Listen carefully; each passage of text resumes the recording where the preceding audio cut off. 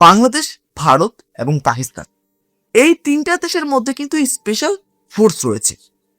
এখন কথা হচ্ছে, এই তিনটা দেশের মধ্যে যে স্পেশাল ফোর্সগুলো রয়েছে, এই স্পেশাল ফোর্সগুলোর মধ্যে সব থেকে বেশি উন্নত পাওয়ারফুল কোন দেশের স্পেশাল ফোর্স?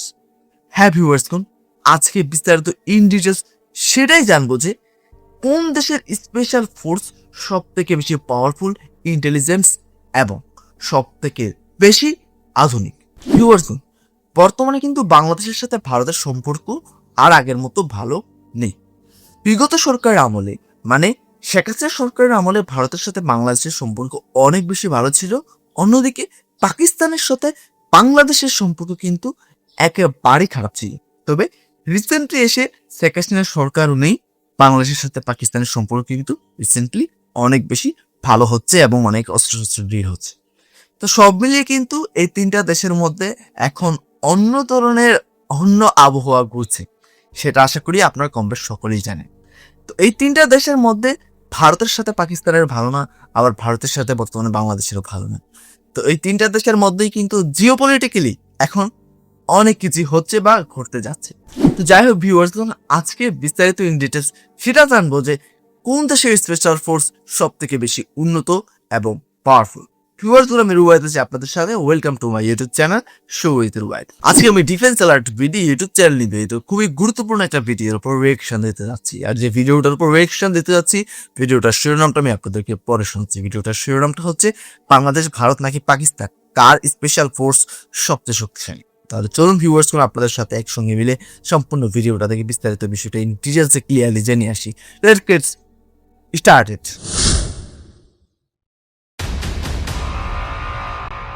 একটা দেশের সব থেকে গোপন, সব থেকে বিপজ্জনক সৈনিকের কথা যদি বলি, যাদের নাম কখনো শোনাই যায় না কিন্তু চেহারা মাঝে মাঝে দেখা যায়, আপনি কি বলতে পারবেন বাংলাদেশ, ভারত আর পাকিস্তান এই তিনটি দেশের মধ্যে কার স্পেশাল ফোর্স আসলে কতটা শক্তিশালী?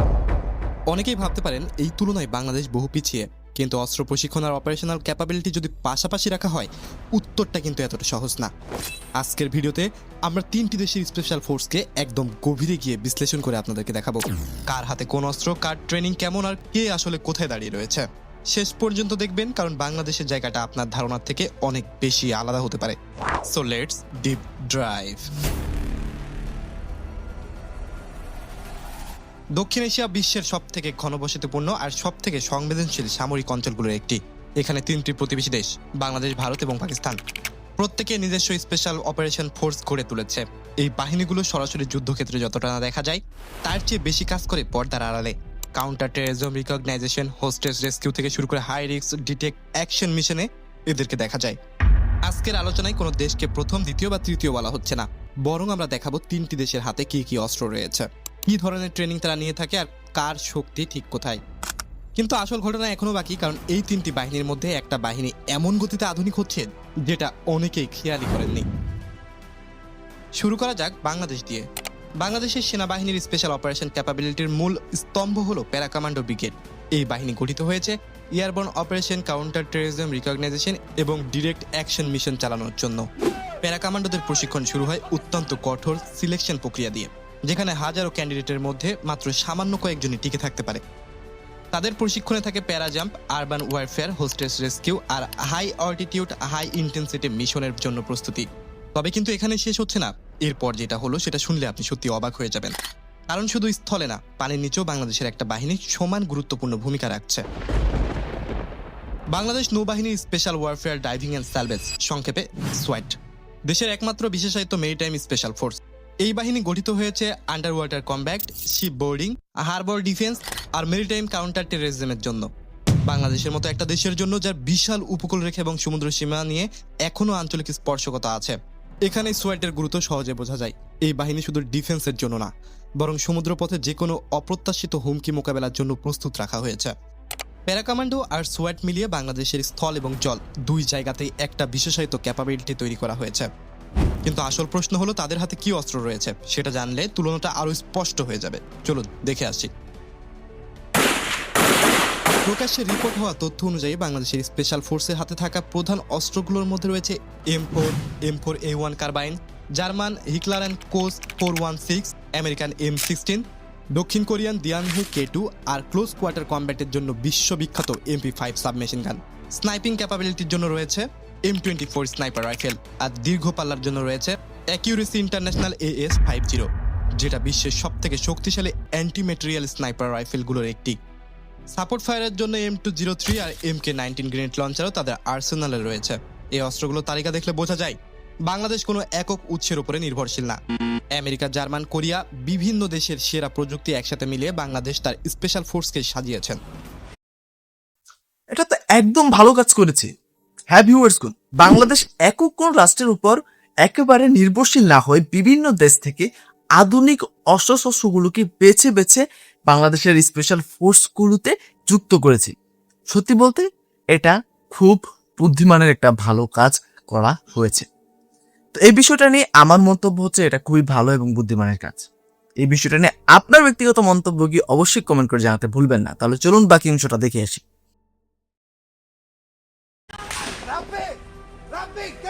এইখানে একটা জিনিস বোঝার রয়েছে, কারণ শুধু অস্ত্র না, বাংলাদেশের রিয়েল অ্যাডভেঞ্চার আসলে অন্য জায়গায়। বাংলাদেশের স্পেশাল ফোর্সের সবচেয়ে বড় শক্তি হলো দেশটি শুধু অস্ত্রই কিনছে না, বরং আন্তর্জাতিক সহযোগিতার মাধ্যমে ট্রেনিং আর অপারেশন এক্সারসাইজে একসাথে বাড়াচ্ছে। যুক্তরাষ্ট্র, যুক্তরাজ্য, দক্ষিণ কোরিয়া এই 3 দেশে স্পেশাল অপারেশন পার্সনের সাথে বাংলাদেশি কমান্ডারদের যৌথ ট্রেনিং এবং এক্সারসাইজের নজির রয়েছে। এই ধরনের যৌথ প্রশিক্ষণ শুধু কৌশলগত দক্ষতায় বাড়ায় না, বরং আধুনিক যুদ্ধের নতুন নতুন পদ্ধতির সাথেও পরিচয় করিয়ে দেয়। একটা ছোট বাহিনীর জন্য এই ধরনের আন্তর্জাতিক এক্সপোজার অমূল্য, কারণ সংখ্যায় বড় না হয়েও গুণগত মানে এগিয়ে থাকা সম্ভব যদি সঠিক প্রশিক্ষণ আর অভিজ্ঞতা থেকে থাকে। এবার চলুন দেখি প্রতিবেশী ভারতের চিত্রটা কেমন। মেজর প্রফুল কুমার, প্যারা স্পেশাল ফোর্সেস। ভারতের স্পেশাল অপারেশন ল্যান্ডস্কেপ বাংলাদেশের চেয়ে অনেক বড় এবং বহুমুখী। প্রধান বাহিনী হলো প্যারা এসএফ, যার পাশাপাশি আছে নৌবাহিনীর মার্কোস, বিমান বাহিনীর গার্ড কমান্ডো ফোর্স আর দেশীয় কাউন্টার টেররিজমের জন্য বিশ্ববিখ্যাত NSG। প্যারা এসএফ মূলত ডিরেক্ট অ্যাকশন, ডিপ রিকগনাইজেশন আর কাউন্টার টেররিজম মিশনের জন্য প্রস্তুত রাখা হয়। এই বাহিনীর ইতিহাস দীর্ঘ এবং তারা একাধিক প্রকৃত অপারেশনেও অংশ নিয়েছে বলে প্রকাশ্যে জানা গিয়েছে। কিন্তু এখানে আর একটা জিনিস রয়েছে, কারণ ভারতের শক্তি শুধু একটা বাহিনীর সীমাবদ্ধতা নয়, বরং একাধিক বাহিনীর সমন্বয়ে গঠিত একটা পুরো ইকোসিস্টেম। ভারতের স্পেশাল ফোর্সের হাতে প্রকাশ্যে পরিচিত অস্ত্রের মধ্যে আছে ইসরায়েলি SIG-716 এবং SIG-716I, সাথে রয়েছে তেভর TAR-21 আর তেভর X-95 বুলপাই রাইফেল। পাশাপাশি M4 এবং M4A1 এবং বিভিন্ন ধরনের AK সিরিজের রাইফেলও তারা ব্যবহার করে। ক্লোজ কোয়ার্টার কমব্যাটের জন্য MP5 সাইড আর্মস হিসেবে গ্লক পিস্তলও রাখে, আর সাপোর্ট ফায়ারের জন্য কার্ভ গুলস্টার রকেট লঞ্চারও তাদের আর্সেনালে রয়েছে।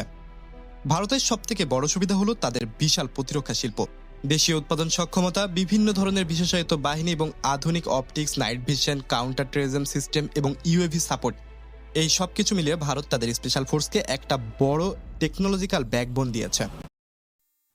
তো ভিউয়ার্সগণ, এখানে ভারতের যে বিষয়টা আসলে সত্যি বলতে নিজ দেশের মধ্যে যেই প্রতিরক্ষা শিল্পগুলো রয়েছে এগুলো যুদ্ধক্ষেত্রে অনেকটাই সাপোর্ট দিবে ভারতকে। কারণ যুদ্ধক্ষেত্রে অন্য দেশ থেকে অস্ত্রশস্ত্র আসবে এটা আসলে কল্পনাই করা যায় না, এটা সুযোগই থাকে না। সেক্ষেত্রে নিজ দেশে থাকলে, নিজ দেশে উৎপাদিত হলে এটা নিজেদের জন্য অত্যন্ত বেশি বেনিফিশিয়াল। হ্যাঁ, বাংলাদেশের মধ্যে যদি এরকম কিছু হয় তাহলে বাংলাদেশও এই বেনিফিটটা পাবে। তো এই বিষয়টা নিয়ে আপনার মন্তব্যকে অবশ্যই কমেন্ট করে জানাতে ভুলবেন না। তাহলে চলুন বাকি অংশটা দেখে আসি। তবে সংখ্যা আর প্রযুক্তি দিয়ে সবকিছু বিচার করা যায় না। পাকিস্তানের দিকে তাকালে বোঝা যায় অভিজ্ঞতা কিভাবে একটা বাহিনীকে আলাদা পরিচিতি দিতে পারে। পাকিস্তানের স্পেশাল সার্ভিস গ্রুপ, সংক্ষেপে SSG, দক্ষিণ এশিয়ার সবথেকে পুরনো এবং সবথেকে অভিজ্ঞ স্পেশাল ফোর্সগুলোর একটি হিসেবে পরিচিত। কয়েক দশক ধরে এই বাহিনী counter terrorism, recognition, direct action এবং আনকনভেনশনাল ওয়ারফেয়ারের জন্য ব্যবহৃত হয়ে আসছে।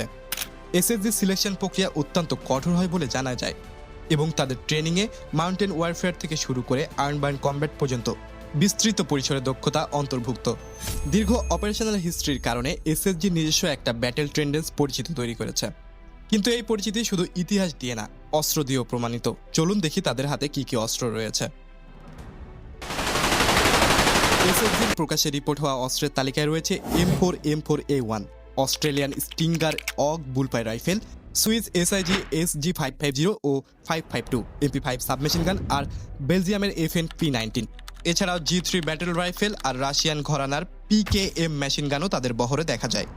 দূরপাল্লার ক্যাপাবিলিটির জন্য রয়েছে ব্যারেট M82 সহ আরও বিভিন্ন স্নাইপার এবং প্রিসিশন রাইফেল। সাইড আর্মস হিসেবে ব্লকের SIG পিস্তলও তারা ব্যবহার করে থাকে।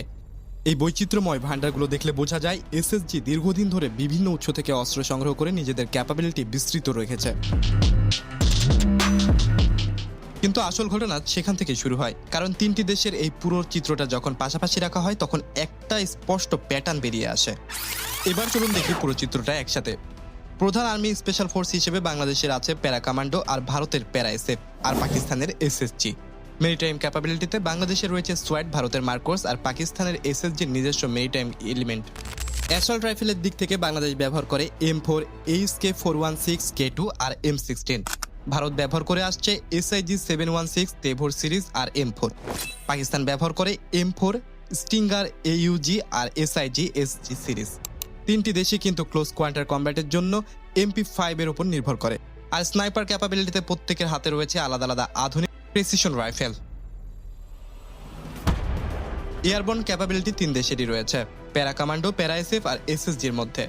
ইন্টারন্যাশনাল ট্রেনিং কোঅপারেশনের দিক থেকে ভারত এবং পাকিস্তান ব্যাপক পরিসরে যুক্ত, আর বাংলাদেশও কিন্তু ধীরে ধীরে সেই দিকে এগিয়ে যাচ্ছে।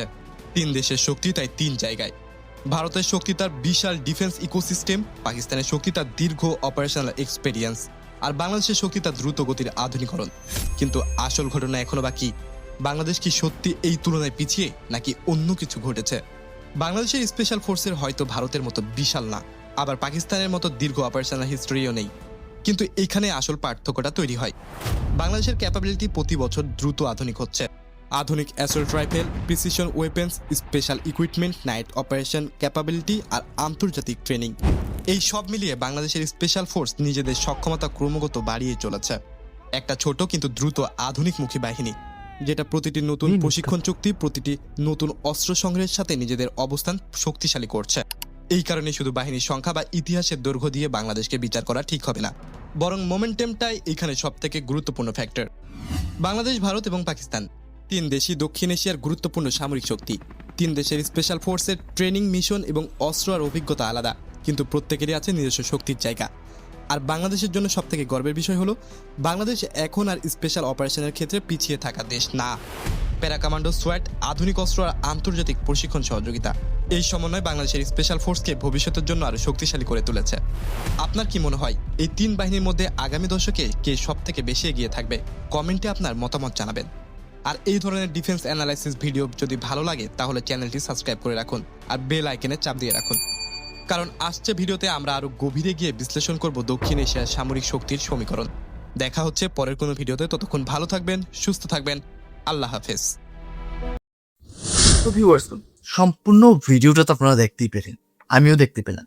আশা করি আপনারা বিস্তারিত ইন ডিটেইলস সবকিছু বুঝতে পেরেছেন, আমিও বুঝতে পেরেছি। তো সম্পূর্ণ ভিডিওটা দেখার পরে হয়তো অনেকেই বলছেন যে এই তিনটা বাহিনীর মধ্যে সব থেকে বেশি শক্তিশালী কোন বাহিনী এবং ভবিষ্যতে কোন বাহিনীটা বেশি এগোতে পারে। দেখেন, উত্তরটা আমি আপনাদেরকে দিচ্ছি। দেখুন, বাংলাদেশের ভৌগোলিক অবস্থান অনুযায়ী, মানে বাংলাদেশের স্পেশাল ফোর্সের যে ভৌগোলিক ট্রেনিং প্রাপ্ত রয়েছে সেগুলো বাংলাদেশের ভৌগোলিক অবস্থান অনুযায়ী, এবং ভারতের ভৌগোলিক অবস্থান অনুযায়ী, পাকিস্তানের ভৌগোলিক অবস্থান অনুযায়ী তিনটা বাহিনীর তিনটা আলাদা আলাদা ফ্রন্ট, আলাদা আলাদা প্রশিক্ষণ, আলাদা আলাদা শস্ত্র রয়েছে। তো সেক্ষেত্রে এখানে যদি কম্পেয়ার করানো হয় তাহলে হয়তো অনেকটাই কম বেশ বলা হয়ে যাবে। দেখুন, এই তিনটা বাহিনী যত স্পেশাল ফোর্স, তাদের ট্রেনিং এ কোনো ধরনের কমতি কোনো জায়গা থেকে নেই, তবে বিভিন্ন অস্ত্রশস্ত্রের দিক থেকে হয়তো কেউ একটু এগিয়ে, কেউ হয়তো একটু বেশি পিছিয়ে, এরকমটাই। এখানে কম্পেয়ার আমি করতে যাচ্ছি না। তবে ভবিষ্যতে কোন বাহিনীর সব থেকে বেশি এগিয়ে যাবে সেটা নির্ভর করে সেই দেশের সরকারের উপর এবং সেই দেশের যে পলিটিক্যাল সমস্যা রয়েছে বা পলিটিক্যাল স্থিতিশীলতা রয়েছে সেটার উপর। ঠিক আছে, যদি সেই দেশের সরকার, যদি দেশের সরকার চেষ্টা করে আরো আধুনিক করতে সামরিক বাহিনীগুলোকে, বিশেষ করে স্পেশাল ফোর্সগুলোকে, অবশ্যই সেটা সম্ভব। যদি বেশি ভালো অর্থায়ন করে তাহলে এটা খুব দ্রুতই সম্ভব, আর যদি না করে তাহলে সেটা পুরোপুরি পিছিয়ে থাকে। হোক সেটা বাংলাদেশ কিংবা ভারত বা পাকিস্তান, সরকার যদি চেষ্টা করে এবং পলিটিক্যাল কোনো সমস্যা যদি না হয়, তাহলে সরকার যদি ভালোভাবে অর্থায়ন করে তাহলে এগোতে কিন্তু বেশিক্ষণ লাগবে না। বিভিন্ন আধুনিক অস্ত্র কিনবে, তো এরকমভাবে এগিয়ে যায়। আর যদি সরকার চেষ্টা না করে এখানে কোনো ধরনের দুর্নীতি করা হয়, তাহলে কিন্তু বাহিনীগুলো এগোতে পারবে না। আশা করি আপনারা এই উত্তরটা পেয়ে গিয়েছেন। তো ভিউয়ার্স, এই বিষয়টা নিয়ে আপনাদের ব্যক্তিগত মতামত কি অবশ্যই কমেন্ট করে জানাতে ভুলবেন না। তাছাড়া সম্পূর্ণ রিয়েকশন ভিডিওটা আপনাদের কাছে কেমন লেগেছে অবশ্যই কমেন্ট করে জানাবেন। যদি ভালো লেগে থাকে আপনারা চাইলে আমার ইউটিউব চ্যানেলে সাবস্ক্রাইব করতে পারেন, ভিডিওতে লাইক করতে পারেন। তাহলে বিদায় নিচ্ছে এখানে, দেখা হবে পরবর্তী কোনো একটা ভিডিওতে। ততক্ষণ পর্যন্ত সকলেই ভালো থাকবেন, সুস্থ থাকবেন। টাটা, বাই বাই, আল্লাহ হাফেজ।